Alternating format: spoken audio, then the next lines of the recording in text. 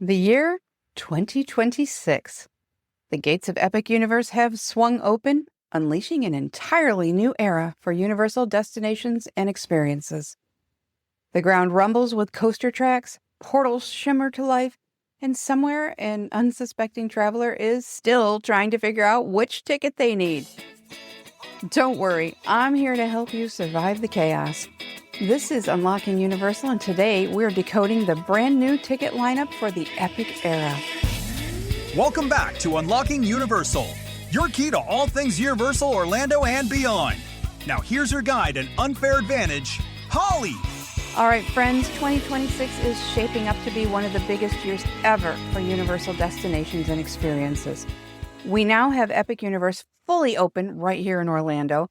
Universal Horror Unleashed is thrilling fans in Vegas, and Universal Kids Resort is opening in the spring of 2026 in Frisco, Texas. Oh, and Universal just announced a brand new park coming to the UK. It's a massive year for the entire Universal family.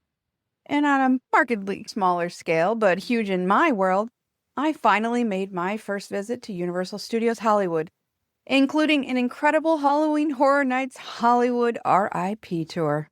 It may not be headline news, but since it was a hosted NBC Comcast training event, yeah, that's pretty big for me. With all that growth comes a completely new way to think about tickets at Universal Orlando Resort. This isn't just a rename, it's a total restructure to make things simpler and clearer for guests. So today, we'll unlock what's new, what's history, and how to make the best choices for your next trip. In the past, when you heard 3-park ticket, that meant access to Universal Studios, Islands of Adventure, and Volcano Bay. But starting in 2026, that's no longer the case. Your standard 3-day or longer ticket automatically includes all 3 dry parks, Universal Studios Florida, Islands of Adventure, and the brand new, amazing Epic Universe. No more add-ons or ticket juggling if you want to visit Epic. It's just part of the experience now, exactly the way it should be. If you visited Universal Orlando in 2025 or have listened to me for a minute, you'll remember those marathon ticket names like 3-park, 3-day, park-to-park ticket plus 1 day at Epic Universe. That's 14 words for one ticket. Come on now. Thankfully, gone. Well, mostly. Now, you'll see clean names like 3-day park-to-park ticket. Boom. Cut it down to 6 words. I can handle that. It's much more streamlined now with the number of parks defined by the ticket itself, not a label in front of it. That said, a few remnants will stick around. 1- and 2-day tickets for 2026 will still work like they have in 2025. They include Universal Studios and/or Islands of Adventure, and you can add a single day at Epic Universe if you wish. But you won't be able to park hop between Epic and the North Campus parks with it, as is the standard with all single-day, single-park tickets.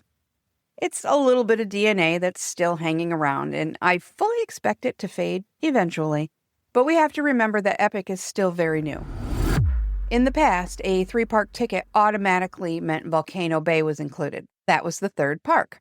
The 2-park ticket covered just the 2 original dry parks, Universal Studios Florida and Islands of Adventure. For 2026, that changes. Volcano Bay isn't baked in anymore. It's an intentional add-on, and you choose it by purchasing the park-to-park with Volcano Bay ticket. It makes total sense. Even cooler, having that park-to-park ability baked right in means that you can pop over for a couple of hours, get your slides on, float through the rivers, or just hang on the beach in front of Krakatoa. And speaking of Volcano Bay, this park made serious waves in 2025. On September 6th, it won the Golden Ticket Award for Best Water Park, marking the first new winner in, wait for it, 26 years. Before this, Schlitterbahn Water Park Resort in Texas held that title for over 2 decades. That alone tells you how remarkable this win is. Volcano Bay is not your mama's water park. It's an immersive experience with storytelling and design that feels every bit a part of the Universal world. And get this, it's getting a major 5-month refurbishment beginning in October of 2026, sure to make it even more fabulous when it reopens. I can't wait to see what they have in store for us. And you know me, I have visited multiple times over the years and still haven't gone down a single slide. because I'm just so happy floating in the rivers and chilling on the beach. I mean, it's that good. Personally, I see no need to fight traffic out to the coast only to drag half the beach back with me in the car and a jellyfish sting or two. I much prefer my beach time with a side of refillable beverages and a heaping helping of Polynesian atmosphere. Let's talk base tickets for a sec because it always comes up, especially with my peeps that are more used to Walt Disney World, so I totally get it. But here's the truth. I don't bother with them, and I would only even consider recommending them in very specific cases. To put it in perspective, out of every trip that I've booked over the years, I've sold one base ticket. And that guest came back and said he should have listened to me. Family and friends are the worst, y'all. At Universal Orlando, the parks are too close and too connected to skip park to park. You lose the flexibility to bounce around the North Campus when wait times or weather shift. You can't pop into Volcano Bay at will, and you can't ride the Hogwarts Express. Plus now, with Epic Universe, it's only a 12-minute bus ride away. 2026 is bringing us park hopping between all 4 parks, and it's just too big of an opportunity to miss. Unlike at Walt Disney World, where base tickets often make very real sense for lots of families, Universal is just a different ballgame. That freedom and flexibility are a huge part of what makes the experience so good. So for 2026, how many days do you really need? Well, let's break it down. With 3 dry parks and a 4th park if you're adding Volcano Bay, your absolute minimum buy-in should be 1 full day per park. That's a 3-day park to park if you're skipping Volcano Bay, or a 4-day if you're including it. But these parks aren't meant to be rushed or checked off a spreadsheet.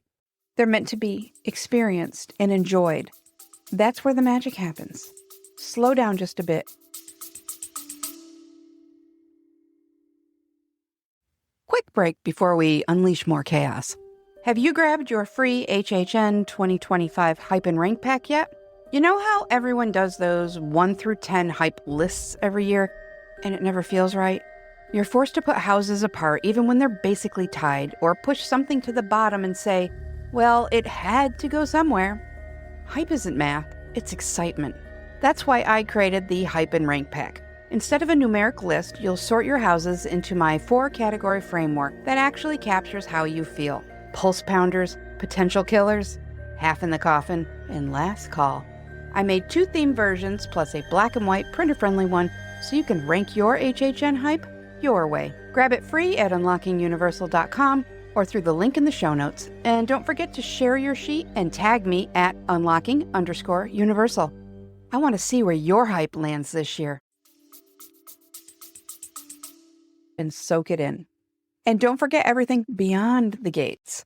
City Walk's restaurants and nightlife, plus resort hotels with fantastic dining, pools, and activities like bowling and live performances. It can easily fill an afternoon, an evening, or an entire day. To truly experience Universal Orlando Resort the way it is meant to be experienced, I recommend 5 full days or more.